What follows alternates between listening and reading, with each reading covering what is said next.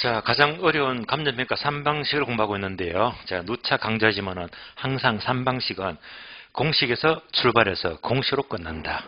문과법도요. 공식을 적었는데 절대 복잡한 거 아니거든요. 그래서 결국은 제도론가가 뭐냐, 단가수정이 뭐냐, 이렇게 세 번 한 거예요. 똑같이 보기 좋게 하나, 둘, 셋, 어휘가 뭔지, 종류가 뭔지, 관한 방법 이렇게 지금 공부를 하고 있습니다. 자, 그러면 이제 여러분들이 이제 복조문과 대칭과를 보았는데요. 이런 것들을 오늘 강의실에만 듣는 게 아니라 여러분들이 밖에 나가시다가 대부분 건물은 전부 다 이겁니다. 최근 건물. 혹 가다가 되게 낡아 빠진 건물이 보이더라. 우중충하고요. 아, 쟤는 복조문과 아니고 대칭과구나. 항상 현실하고 연결해도 좋아요. 왜? 감정평가 자체가 현실적인 가격을 전부 다 구하는 거기 때문에 이게 실생활에 다 연결이 되는 거라고 봐야 되거든요. 여러분들이 또 3방식은 합격하시더라도 이게 중개 실무에서도 다 응용이 돼요. 특히 경매할 적에. 경매 매물 사게 되면 적어도 가치 분석을 해야 되거든요. 이때 가치 분석은 항상 모든 가격은 시장성, 비용성, 수익성 다 구해놓고 난 다음에 거기서 세 가지를 조정하잖아요. 그래서 이런 것들이 경매에도 실무에도 늘 쓰이는 거거든요. 자, 그러면 이제 제도론가 구하는 방법입니다. 구하는 방법. 구하는 방법은 강의 노트를 먼저 볼게요. 강의 노트. 간단하죠. 구하는 방법. 네모 나와 있네요. 이 네모가 뭐지?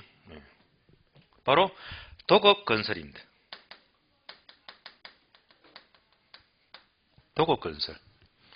항상 제조달 원가는 어떤 경우도 도급건설 기준입니다. 그러면 예를 들어 볼게요.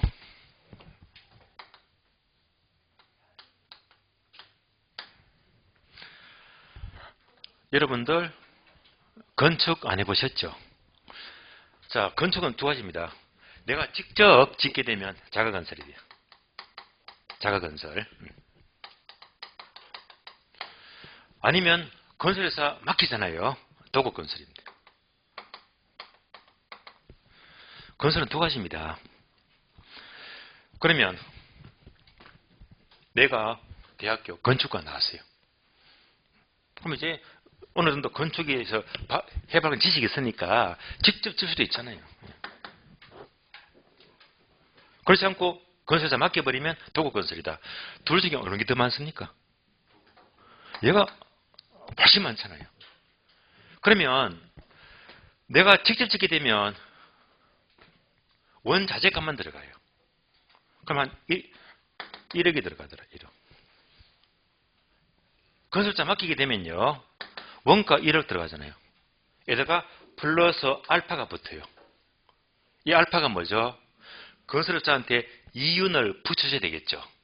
얘를 가리켜서 수급인의 이윤이라고 불려요. 수급인의 이윤이다. 건설업자가 10%, 20% 이윤 붙여서 더 얹어줘야 됩니다. 그럼 얘는 이제 자건설이면 1억이 되고요. 도건설이면 이제 한 1억 2천 되겠고 원가가 두 개 나오잖아요. 이건 혼란스러워. 그래서 하나로 통일하자. 제도론가는 자가건설이라고 하더라도 무조건 도급건설로 보고 내게 됩니다. 항상 도급건설 기준입니다. 그러면 다시 도급건설은 건설업자에 맡기는 거잖아요. 맡길 때 뭐가 붙더라? 플러스 알파가 붙잖아. 얘가 뭐라고 했죠? 수급인의 이윤. 다시 수급인의 이윤이 붙는 것은 자가건설입니까? 도급건설입니까? 도급건설. 다시 그러면 제도론가에는 수급인이 포함됩니까? 안 됩니까? 항상 이거니까 포함된다. 따라서 제도론가에는 수급인의 이윤이 포함 안 된다 하면 틀린 말이에요. 언제나 도급건설 기준입니다. 그러면 다시 자 강의 노트 보니까 제도론가 C 이꼴 제도론가는 이꼴 자 표준적 건설비 플러스 통상부대비가 나 있죠. 자 표준적 건설비 플러스 통상부대비용입니다. 통상부대비용. 이렇게 나와 있잖아요. 자, 그러면 상식적으로 표준적 건설비 하게 되면 여러분들 많이 들어봤잖아. 직접공사비. 직접공사비. 듣기 마시면 돼요. 두 번째, 간접공사비. 간접공사비. 자, 세 번째가 뭐지? 요거 알아야 됩니다. 바로 수급인의 이윤입니다. 수급인의 이윤이 들어갑니다. 왜 그러죠? 도급건설이니까. 따라서 표준적 건설비에는 건설업자에 맡기니까 수급인이 포함된다. 된다. 나머지 병이 기타 병이죠. 통상부대병입니다. 따라서 제대로 원가하게 되면 크게 두 가지입니다. 표준적 건설비 플러스 통상부대병의 합이 바로 총원가, 제조달 원가입니다. 책을 보겠습니다. 책을 보시면 658페이지 괄호 4번 제조달 원가의 구성 동화면 1번 봅니다. 기본적으로 밑줄 하세요. 표준적 건축비와 일반 부대병을 포함 밑줄. 포함하는 또 있죠. 도급건설 기준 밑줄. 저런 건 항상 도급건설 기준입니다. 그러면 내려갑니다. 큰 박스 있죠. 자, 박스 보니까 저런 거는 두 가지. 표준적 건축비 내려가서 일반 부대비용. 표준적 건설비는 세 가지 있죠. 직접 공사비, 간접 공사비. 밑줄 하세요. 수급인의 적정 이윤, 괄호, 기업이윤 밑줄. 예. 이런 것들이 포인트야. 따라서 수급인의 이윤이 포함되는 것은 자, 바로 표준적 건설비죠. 표준적 건설비에 수급인의 이윤이 포함되기 때문에 바로 도급 건설임을 알 수가 있잖아요.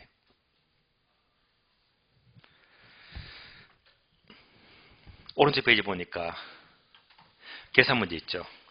자, 재론과 계산 문제는요. 얘도 제가 보기엔 한 5년 단위로 나와요. 한 5년마다 나오더라. 근데 얘는요. 항상 중요한 건 아니거든요. 그래서 이런 계산 문제는 지금은 빨라요. 빨라요. 이렇게 요 재론과 계산 문제는 5월달부터 준비해도 늦지 않거든요. 5월달부터 제가 대비를 시켜드리겠습니다. 괄호 5번 내려가죠. 재론가 산정 방법. 자, 괄호 5번 재론가 산정 방법 앞에다가 X표 하시고요. 보지 마세요. 예. 양은 뒷담 하나. 근데 보지 마세요. 왜요? 시험에 안 나오니까. 예. 아마 기분 되게 좋을 거예요. 다음 페이지 보니까 양이 한참 많거든. 예. 네모 박스가 6개씩 되고요. 예. 예. 쳐다보지도 마시고요. 예. 넘어갑니다. 662페이지요. 자, 이제 끝났습니다. 저론가 하게 되면 의의는 중요하다. 뭐 기준 시점. 종류는 두 가지네. 복지원가와 대체원가. 최근 건물과 오래된 건물. 예. 다음에 종류는요. 항상 도급건설 기준이고 표준적 건설비 플러스 통상부대비용이다. 이렇게만 떠올리면 다 끝난 거야. 예. 이런 게 중요한 거거든요. 자, 이제 두 번째. 감가서정이 뭡니까? 요거 되게 중요합니다. 예. 원가법의 하이라이트입니다. 여기서 문제가 집중 출제가 됩니다. 거의 매년마다 문제가 나와요. 근데 상당히 양도 많고 어려워요. 다시 세 가지네. 의의와 종류와 권한 방법이다. 다시.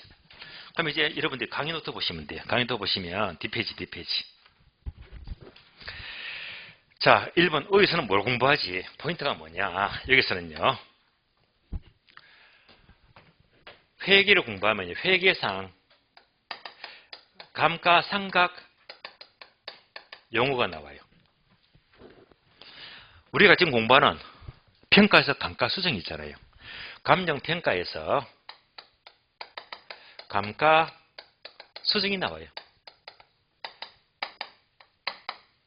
거의 뭐 같은 비슷한 의미인데 이 두 가지 차이점도 출제가 꾸준히 되고 있어요.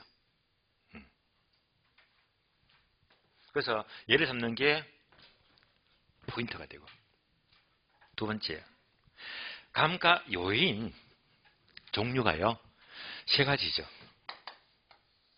자, 물리적 감가. 두 번째, 기능적 감가. 세 번째가 경제적 감가. 그래서 물기경 세 가지입니다. 감가 요인 종류가 물기경 세 가지가 있더라. 얘도 출제가 잘 되고 있습니다. 얘를 공부하셔야 되고. 다음에 감가수업 한번 얘가 최고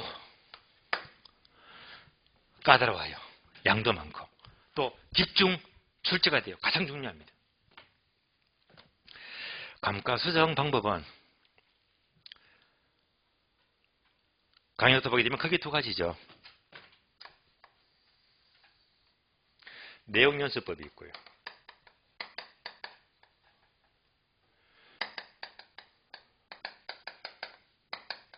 다음에 관찰 감가법이 나와요. 관찰 감가법이다. 크게 두 가지로 구분됩니다. 다시 내용 연습법은 또 종류가 세 가지입니다. 요놈이 중요해요. 정액법이 있고요.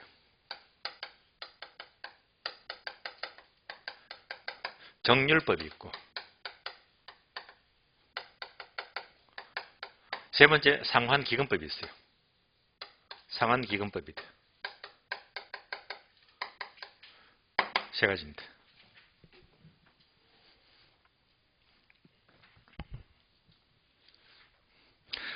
사실상 3방식은요. 이 감가수정 파트 이만큼입니다. 얘가 항상 특 A급입니다. 예. 가장 중요합니다.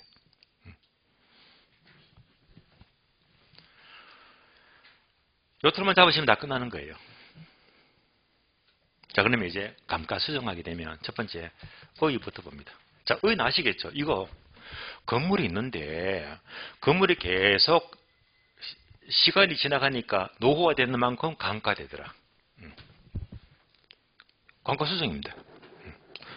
그런데 이제 의의를 정확히 세분하게 되면 이제 회계상 개념과 감정평가상 개념을 구분합니다.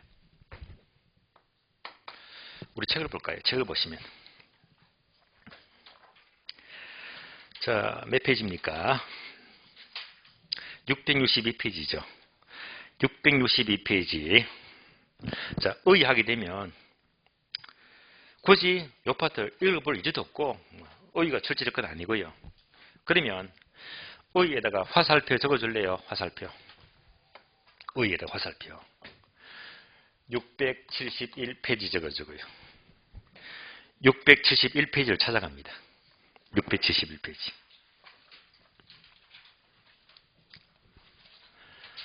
자, 폈습니까? 671조. 표가 나오죠. 회계상 감가상각, 다음에 평가상 감가수정의 차이점 나왔잖아. 요거잖아요. 회계상 감가상각과 감정평가상 감가수정의 차이점이다. 그래서 항목이 되게 많습니다.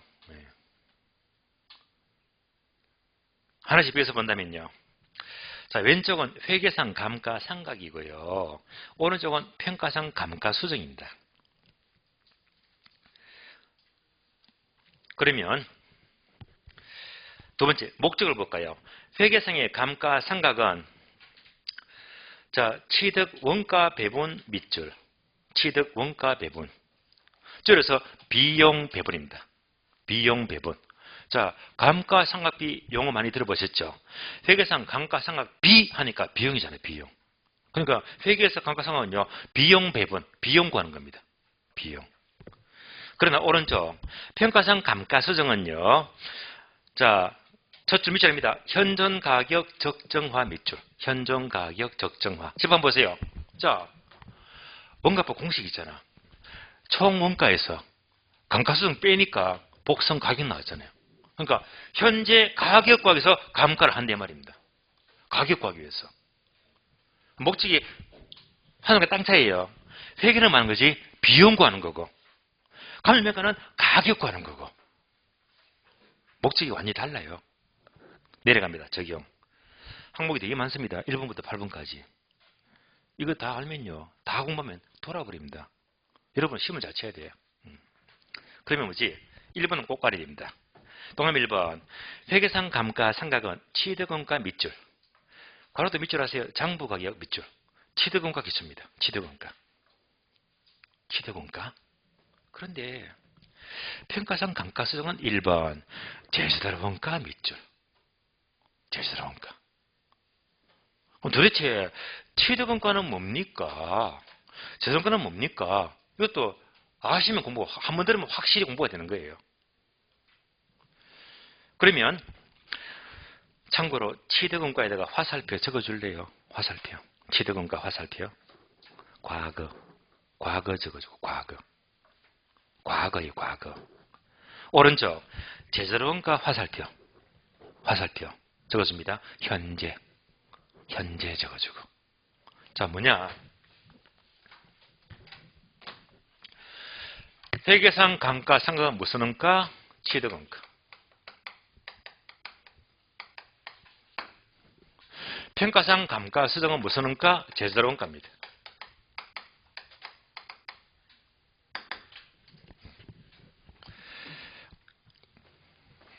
요거 강의노트 보게 되면 바로 되어 있잖아. 이것도 여러 번 출제되었어요. 어떻게? 바꿔서 물어, 바꿔서. 바뀐다는 속지 마세요. 잘 바꿔서 물어요. 잘 나와요. 다시. 얘가 도대체 뭡니까? 메모했죠? 얘는 뭐지? 과거. 얘는 뭐지? 현재. 하니까 이해가 안 되죠? 예를 들어 봅니다.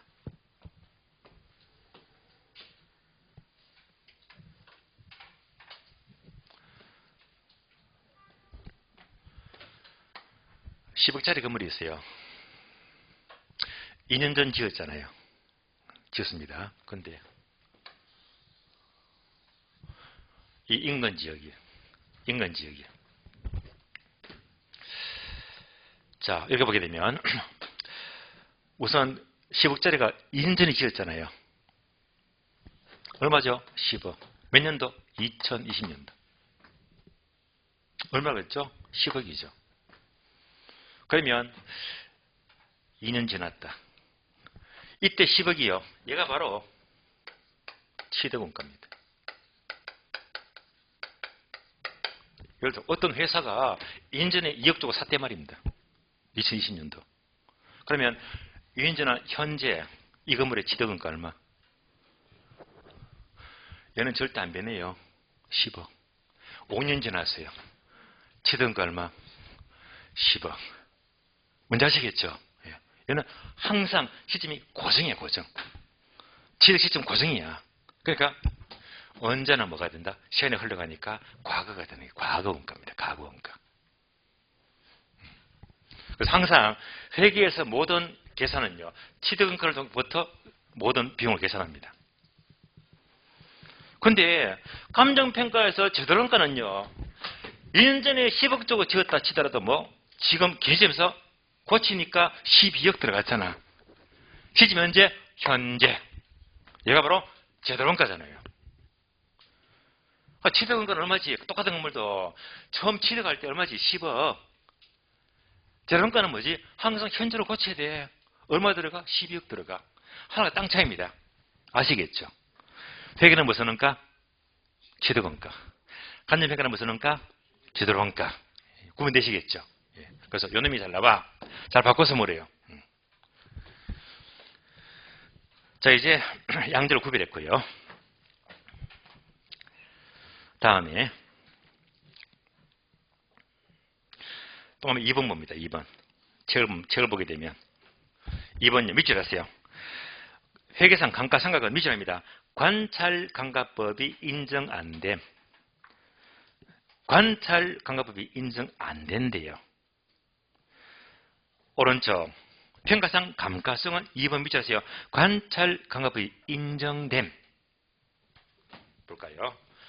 회계에서는 관찰감가법이 인정 안 된다고 했어요. 감정평가는요, 관찰감가법이 인정된다고 했어요. 그러니까 이제 또 우리가 일을 하자. 관찰 강화법은 요거예요. 눈을 그렸잖아요. 사람이 직접 눈으로 관찰하는 거야. 그럼 다시. 자, 건물이 있는데 주변에 큼직한 교도소가 생겼어요. 상상이 되죠? 예. 환경이 아주 열악해졌습니다. 그러면 이때 세계적으로 보게 되면 교도소가 생겼다. 동네 나빠졌어요. 취득원가 얼마? 10억. 얘는 불변이야. 왜? 얘는 고칠 수가 없어. 언제나 10억입니다. 그래서 주변 환경이 좋은지 나쁜지 관찰할 필요가 없어요. 언제나 10억이니까. 그러니까 뭐지? 관찰 방법이 필요 없다 이 말입니다. 필요가 없어요. 외부 환경이 아무리 나빠도 관찰할 필요가 없는 거야. 그런데 부동산 가격은요. 이 환경이 굉장히 민감합니다. 그러면 이제 재론가가 12억이잖아. 여기다가 강가를 빼게 되면 가격이 나오잖아요. 그럼 이때 교도소가 딱 들어서게 되면 가격이 10억이 될까? 더 비쌀까? 확 떨어질까? 확 떨어져. 반토막 나버립니다. 그러니까 이 부동산은요. 이 외환경이 굉장히 민감합니다. 얘만 딱 들어서니까 얘는요. 철저히 직접 눈으로 관찰해서 나쁜 환경은 그만큼 가격에서 배제시켜야 됩니다. 굉장히 중요합니다. 그래서 부동산은 관찰법이 되게 중요한 거예요.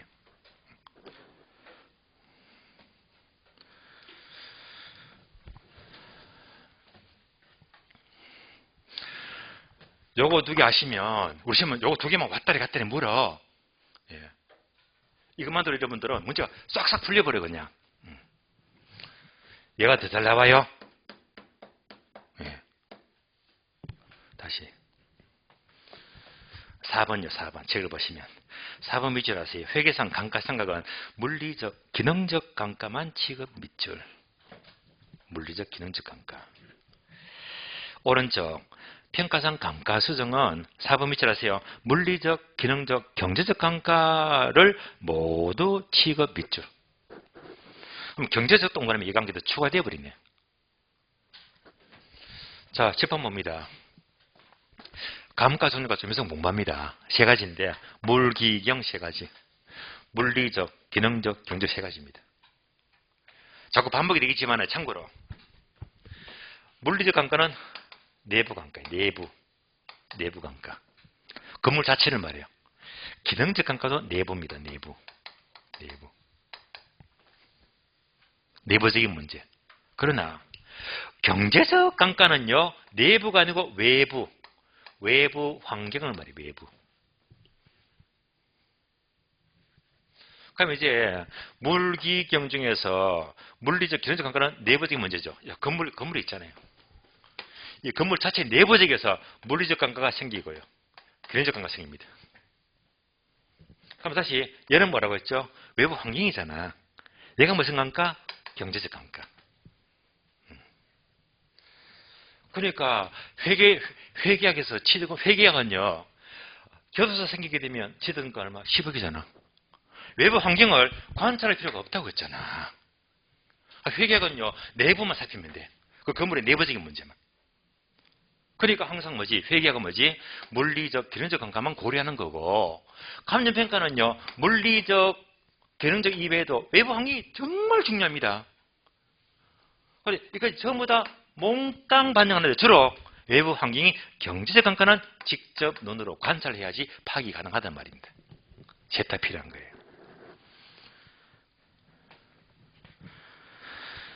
그래서 표에 항목은 많지만은 요 3가지 원리만 모르시면 요 범위에서 충분히 문제가 해결이 돼요. 여러분들은 지금 어거지로 암기하는 거 아니에요. 전부 다 논리적으로 이해하는 겁니다. 무작정 암기하게 되면 공부는 아무 의미가 없어. 그래서 왜 교신 시스템이 왜 필요한지, 왜 도구 건설인지, 왜 관찰이 필요한지 안 필요한지 내가 그 이유를 설명을 드리고 있잖아요. 이거 한 번으로 공부하게 되면 계속 깊이가 오래 간다는 겁니다.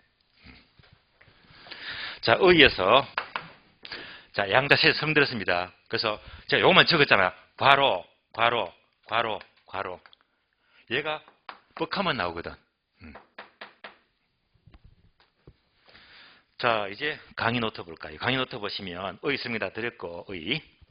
동그라미 2번 감가 요인 종류가 3개 있죠. 물기경. 이제 물리적 감가는 괄호 내부, 기능적 감가 괄호 내부, 기능적 감가 괄호 외부. 뭔지 아시겠죠?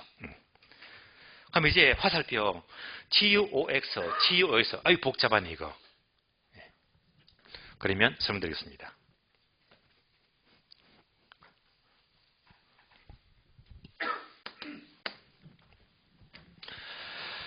부동산은요, 항상 감가는요, 3가지를 전부 다 고려해야 됩니다. 예를 들어 볼게요.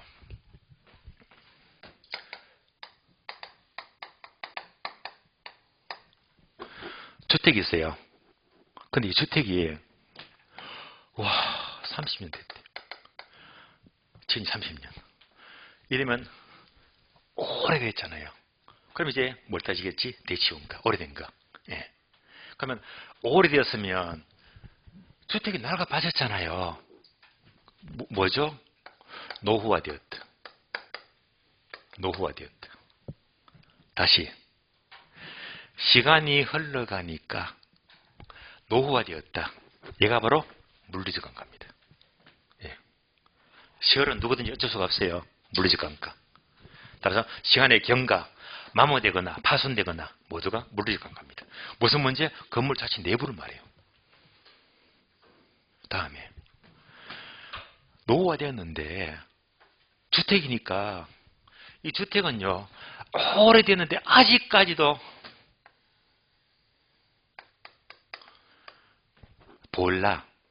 보일러가 연탄 보일러 쓰고 있어요.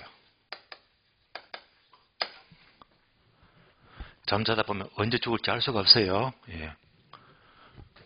이러면 임대가 돼요, 안 돼요? 안 돼요. 누가 여기 제대로 옵니까? 낡아 빠졌고 연탄 보일러라. 예. 언제 죽을지도 몰라요. 그러면 얘가 뭡니까? 주택이 노후화되지만 기능도 현저히 떨어지네. 얘가 뭐지? 기능적 감가입니다. 기능적 감가. 그러니까 이제 이런 물리적인 문제, 기능상 하자가 있다 없다 이거 다 따져봐야 됩니다. 다음에 이 주택이 옆에 큼직한 가스 충전소가 생겼대요. 언제 불을 날지 알 수가 없어요. 불에 내 잠을 잘 수가 없어. 환경이 좋아 나빠? 나빠. 이것 때문에 가치가 또 뚝 떨어집니다. 얘가 뭐지? 외부 환경. 얘는 반드시 직접 눈으로 관찰해야 됩니다. 그러니까 부동산은 항상 물리적으로 노후화되었다. 기능이 떨어진다. 환경이 나쁘다. 다 따져봐야 됩니다. 다시.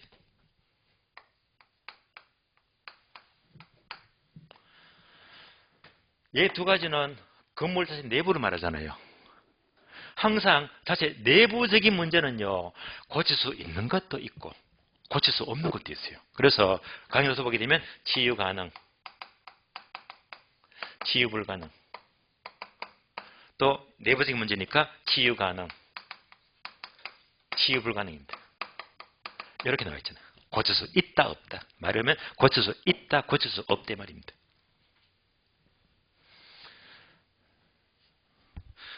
자, 연탄 보일러 무슨 관가죠? 기능적 관가죠. 그럼 얘는요, 치유 가능합니까? 치유 불가능합니까? 가능하죠. 얘는 뭘로 교체하면 되겠지? 와, 돈 많은 분은 기름 보일러 하시네. 가스 보일러 바꾸면 되겠죠. 그죠? 가스 보일러. 교체 가능하잖아요. 얘는 이제 고칠 수 있는 거지. 치유 가능. 어떤 건물을 지었는데, 건물을 지었어요. 근데 8층 건물을 지었는데 8층 건물을 다 짓고 보니까 이 천정이 지금 우리 학원 강의실이 아니라 너무 천정이 좁아. 낮은 천정. 낮은 천정이면요. 누가 와도 임대가 안 들어봐요. 이런 것 좀 고칠 수 있다 없다? 못 고칩니다. 못 고쳐요. 근데 항상 내부적인 문제는 고칠 수 있는 것도 있고 고칠 수 없는 것도 있다. 어느 건물에 창문이 깨졌대요. 물리적 하수잖아요. 내부적으로. 창문은 갈아주면 되게 치유 가능입니다. 그런데 어느 건물이 주 기둥에 철근을 반밖에 안 집어넣어서 고칠 수가 없잖아요. 이런 것들은 치유 불가능입니다. 항상 감가액은요, 고칠 수 있다 금액이 얼마. 고칠 수 없는 거 금액이 얼마. 얘도 기능적 감가도 고칠 수 있는 거 얼마. 고칠 수 없는 거 얼마. 금액을 딱 뽑아내는 것은 여러분의 역할이 아니고 감정 평가 사이 역할입니다. 그네들이 전문가니까. 그런데 경제적 감가는 환경이 나빠요. 환경이 나쁜, 이거 어쩔 수가 없어. 집을 아무리 고쳐도 소용이 없어요. 그리고 항상 외부 환경은요, 고칠 수 있는 문제가 아니야. 그러니까 얘는 언제나 치유 불가능밖에 없습니다. 다시 연습. 우리 시험은 얘를 자꾸 물어. 얘를 어떻게 묻지? 경제적 감가는 치유 가능, 불가능이 있다면 OX. 틀렸지. 경제적 감가는 언제나 치유 불가능밖에 없습니다.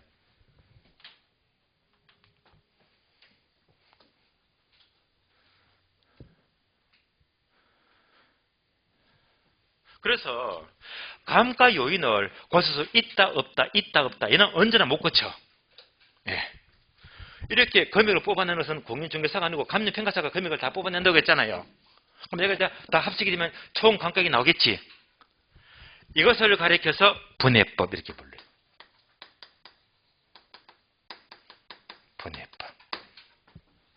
분해법. 그래서 감가 요인을 치유 가능, 불가능 요소로 분해해서 총액을 구한다. 무슨 법? 분해법. 그래서 분해법은 우리 책을 보게 되면요. 책을 보시면 제목이 어디서 나오느냐? 670페이지. 670페이지. 첫 줄 분해법 보이죠? 괄호 밑줄 하세요. 내구성 분해 방식 밑이 똑같은 말입니다. 내구성 분해 방식. 분해법은 뭡니까? 이거 설명 다 들었잖아요. 고칠 수 있다 없다 분해시켰잖아. 예. 그러나 경제적 감가는 언제나 고칠 수가 없다고 했잖아. 이렇게 합산하는 것이 무엇이다? 분해법인데 분해법은요. 의의만 아시면 돼. 기억번 두 줄 밑줄 하세요. 대상 부동산의 감가 요인을 물리적, 기능적, 균적으로 세분한다. 이 세분이 뭐죠? 치유 가능, 치유 불가능한 말이에요. 세분해서 이에 대한 감가를 각각 특정해서 전부 다 합산해서 구하는 것이 바로 내구성 분해 방식 분해법입니다. 그래서 분해법 하게 되면 내부적인 문제는 고칠 수 있다 없다가 있지만 그러나 경제적 감가는 언제나 치유 불가능입니다. 이런 법이 분해법이다. 그래서 분해법 단어도 몇 번 나왔습니다. 뜻만 아시면 돼요. 자, 감가요인 종류 세 가지 봤네. 하나, 둘, 셋. 세 가지. 자, 예약집 정리했으니까, 강의 노트 정리했으니까, 이제 책을 봐요, 책을 봅니다. 자, 책을 보시면 662페이지. 그리고 3번 보니까 감가 요인 있죠. 감가 요인 보게 되면 맨 밑에 박스 있죠. 박스. 자, 박스 보니까 감가는 내부도 있고 외부도 있다. 내부 동그라미, 외부 동그라미. 그러면 내부는요. 이제 눈에 볼 겁니다. 물리적, 기능적 감가는 내부인데 다시 점으로 된 네모 있죠. 치유 가능, 불가능으로 구분되고. 예. 그다음에 외부 감가는 경제적 감가인. 얘는 환경이 나쁘다는 말. 근데 얘는요. 대부분 치유 불가능 밑줄. 따라서 경제적 감가는 치유 불가능 밖에 없습니다. 아무리 내부를 고쳐도 소용이 없다는 말입니다. 오른쪽 페이지. 자, 1번, 2번, 3번, 4번이 있어요. 1번 물리적 강가, 2번 기능적 강가, 3번 경제적 강가, 4번 X. 4번 X. 법률적 강가는 출제가 안 돼요. 버리시고. 그래서 1번, 2번, 3번 물, 기, 경 세 가지만 보시면 돼요. 1번 물리적 강가는요. 기억, 니은, 딕을 항목 3개 묶어주고. 얘는 이제 단어 받으면 이제 쉽게 들어올 거예요. 자, 1번 시간이 경과되니까 노후화된다. 쉽게 와닿잖아요. 니은번 사용하니까 마모되거나 파손이 된다. 각종 재해에 따른 우발적 손상 모두가 물리적 강가가 되고요. 기능적 강가는요. 항목 5개 있죠. 5개 묶어주세요. 자, 기능이 떨어진다. 기억번 건물과 부지 부정응. 건물 부지 부정응. 자, 이거 볼까요? 토지가 있어요. 여기다가 1억에 건물 지으니까 얼마나 보기가 좋아요. 그런데 자, 이 건물이 또 자, 신축 건물이 아니고 얘가 30년 지났대. 너무 오래돼서. 그럼 기납니까? 낡은 건물이 토지에 부담을 주더라. 얘가 바로 부지와 건물의 부조금. 1번. 예. 건물도 예. 거의 푸닥다르게 돼버리면 서로 어울리지가 않네. 그러면 이제 1번은 건물 부조금 방금 그림을 그려드렸는데 여기다 화살표 적어줍니다. 건부감가 적어주고. 건부감가 들어보셨죠? 건부감가. 자, 다시 반복합니다. 건부감가는 부지와 건물의 부적응인데, 부적합인데, 건부감가는 물리적 감가예요? 기능적 감가예요? 기능적 감가 하시면 돼. 예. 건부감가, 기능적 감가예요. 또 기능이 떨어진다. 네 설계가 잘못되니까 기능이 떨어지겠지. 디귿번 형이 구시가 되었다. 리얼번 능력이 떨어진다. 설비가 부족하다. 모두가 기능상 하자. 다음에 3번 경제적 강가는요. 어떤 문제죠? 교도소가 생겼대. 그러니까 환경이 나빠져요. 따라서 기억번 인근지기 쇠퇴합니다. 교도소가 생겼대요. 그러니까 니은번 교도소가 생기니까 대상 부동산과 환경과 부적합이 생기겠지. 그러니까 디귿번 시장성이 떨어지겠지. 모두가 외부 환경을 말해요. 이상 세 가지 물, 기, 경 세 가지를 보았습니다. 객관식에서 이런 단어가 나온다면 쉽게 득점을 하시면 돼요.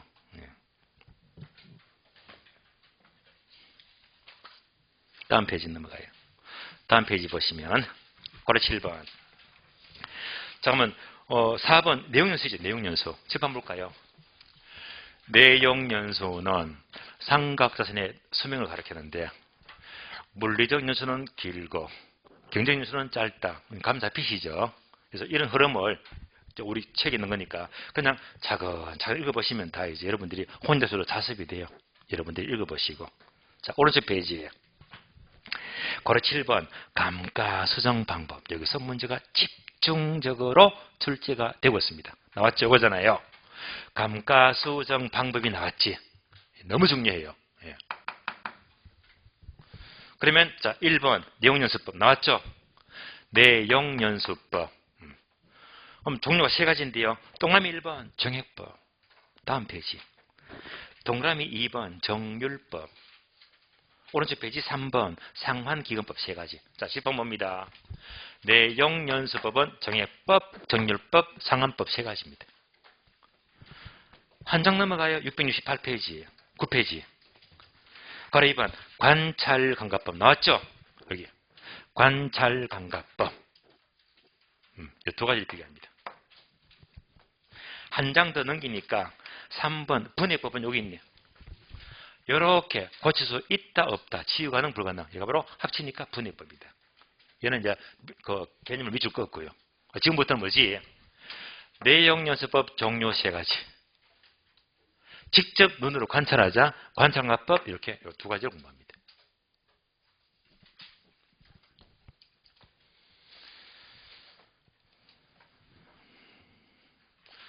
자, 그러면 요 두 가지인데요. 도대체 내용연수법이 뭡니까? 다음에 관찰법이 뭡니까? 구분하면요. 내용연수법은요. 공식이 있어요. 공식이 있다. 공식이 있다. 관찰법은 눈으로 관찰하니까 얘는 공식이 없는 방법입니다. 공식이 없어요. 공식이 있다 없다. 그러면 이제 내용 연습은 공식이 있으니까 정액법 공식, 정률법 공식, 상환법 공식이 다 나오거든요. 공식이 대입하게 되면 그대로 감각이 막 개성이 두드러져. 근데 관찰학법은요, 멀쩡한 주택이 있는데, 주택이 있어요. 옆에 교도소가 생겼대. 이런 것들은 교도소가 생겼다, 가스 충전소가 생겼다. 이에 따라서 마땅한 공식이 정해진 게 없단 말입니다. 공식이 정해진 게 없기 때문에 여러분 어떻게 합니까? 감정평가사라는 전문가의 풍부한 경험이 필요해요. 경험이나 또는 전문 지식이 필요합니다.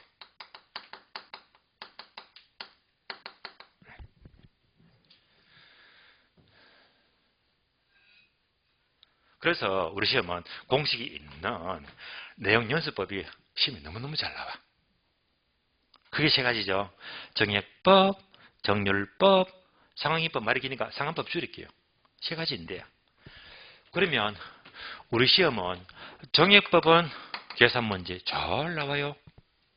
잘 나와요. 정률법은 계산 문제가 아주 가끔씩 나와. 가끔씩. 상환기업법은 때려 죽어도 안 나와. 그러니까 이제 내용서 보면 두 가지네. 계산 문제 대비. 뭐가 더 중요하다고 했어요? 정액법이 압도적으로 중요합니다. 얘가 엄청 나왔거든. 얘는 제 기억으로 33회 동안, 32회 동안에 한 번밖에 안 나왔어요. 정률법은. 한 번 정도. 얘는 여러 번 나왔고. 그래서 계산 문제 두 가지를 또 여러분들이 준비를 하셔야 됩니다. 그래서 그러고 보니까 뭐가 중요하지? 요거 두 가지가 중요하네요. 요 두 가지가. 계산 문제 포함해서. 그럼 요 두 가지 잘 보니까 한눈에 비교가 되잖아요. 정액법, 정율법. 가운데 글씨만 다르네. 가운데 글씨만 달라요. 그러니까 요 차이가 뭐지? 여기다가 감가만 집어넣어줘. 감가. 자, 감가액이 일정하면 정액법입니다. 감가액이 일정하면. 감가액이 아니고요. 감가율이 일정하면 정률법입니다. 제목에서 구분이 돼요. 감가액이 일정하다 정액법. 감가율이 일정하다 정률법. 제목 보니까 구분되고 있잖아요. 다시. 정액법 하게 되면요. 무조건 건물을 집어넣어버려. 건물. 이제 앞으로 여러분들이 이리저리 이제 외출하시다가 건물이 보여. 하는 순간 무조건 정액법 집어넣으면 돼요. 건물은 정액법입니다. 정률법은요. 건물이 아니고 기계.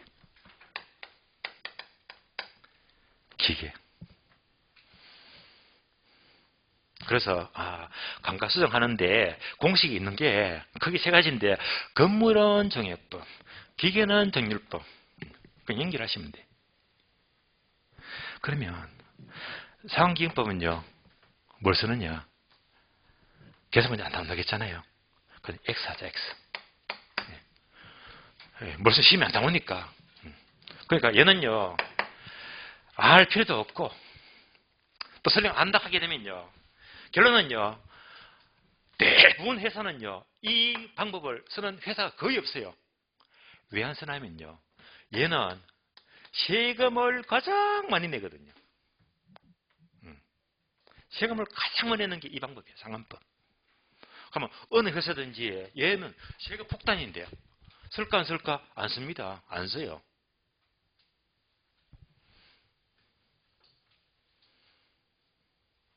그래서 지금은요. 정액법과 정률법 이 두 가지가 여러분들이 확실한 정리가 되게 되면 원가법은 크게 문제가 없다는 말입니다. 자, 그럼 이제 정리 한번 봅니다. 책을 보시면 이제 책을 봐요. 책을 보시면 665페이지. 665페이지.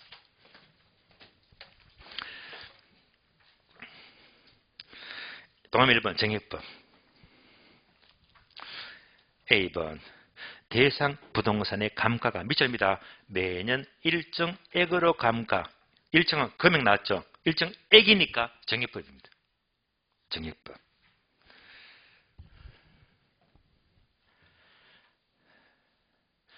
항목을 더 보면 좋겠는데요. 이대로 보기엔 또 이해가 안 되니까 제가 간단히 예를 들어 볼게요. 예를 들어 봅니다. 자, 정액법은 건물입니까? 기계입니까? 건물이죠. 건물. 근데 설명을 다 들었습니다. 건물 하니까 얘가 건물이잖아요. 지금 설명 다 들었죠, 그죠? 2억짜리 건물이 2억 주고 지었는데 얘가 수명이 20년이야.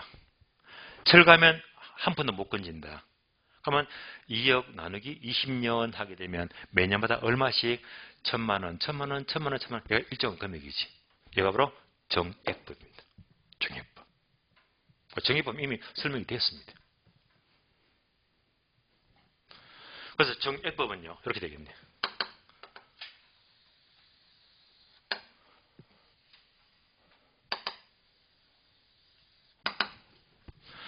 자, 첫 해도 얼마? 1,000만 원. 다음에도 1,000만 원. 1,000만 원. 금액이 똑같잖아요. 20년 동안. 그러니까 첫 해도 1,000만 원. 다음에도 1,000만 원. 1,000만 원. 몇 년 동안? 20년 동안 똑같아집니다. 얘가 바로 정액법입니다. 매년 똑같은 금액입니다.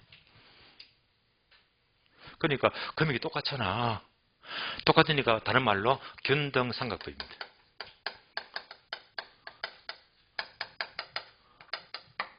균등삼각법.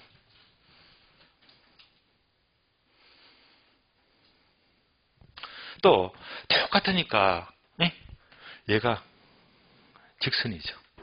얘도 직선이고 똑같다는 말입니다. 그래서 직선법이다.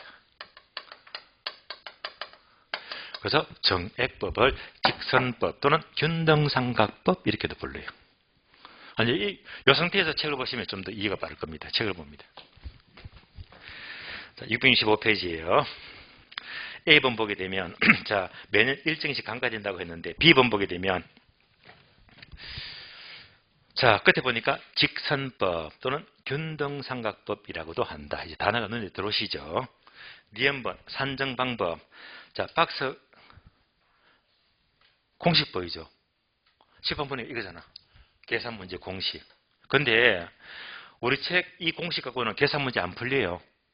안 풀리니까 좀 이따가 제가 계산 문제는요, 따로 상세히 설명을 드릴 겁니다. 책을 따라갈 필요가 없어요. 디귿번 잠시 보류. 디귿번 장단점. A번 장점은요, 이 방법은 위주라세요. 계산이 간단하고 용이 맺죠. 얼마나 쉬워요. 1,000만 원, 1,000만 원, 1,000만 원, 1,000만 원 똑같다고 했으니까 얼마나 용이합니까? 그리고 건물 구축물, 건물 동그라미. 건물은 정액법이다. 건물 동그라미. B번 단점. 단점은요, 밑줄입니다. 중간부터요. 실제 감가액과 일치하지 않는다. 밑줄. 실제 감가와 일치하지 않는데. 자, 볼까요? 이 건물 보게 되면요, 매년 1,000만 원, 1,000만 원, 1,000이잖아요. 근데 실제로는 현실적으로 얘가 새 건물이 있는 거. 새 건물은요, 워낙 건물이 깔끔하기 때문에 감가 될 게 없어. 근데 이 건물이 한 15년 전에 이때부터 막 하자가 막 생겨버려요. 이때부터는 막 하자가 커지거든요. 그러니까 매년 똑같다는 말은 현실과 안 맞다는 말입니다. 그럼 이제 뭐만 남았죠? 네 한번 공식. 공식. 자, 공식이 남았는데 이 공식은 이걸로 문제 풀 수가 없어요. 공식만큼은 다시 강의 노트로 넘어갑니다. 강의 노트. 강의 노트 봐요. 강의 노트 보게 되면 강의 노트 첫 번째 네모 박스 보이죠? 정액법 공식 화살표 복잡하잖아. 예. 여러분들은 박스 보시면 되고 그냥 칠판만 보시면 돼요. 예. 그래서 공식이 어떻게 나오느냐, 공식이.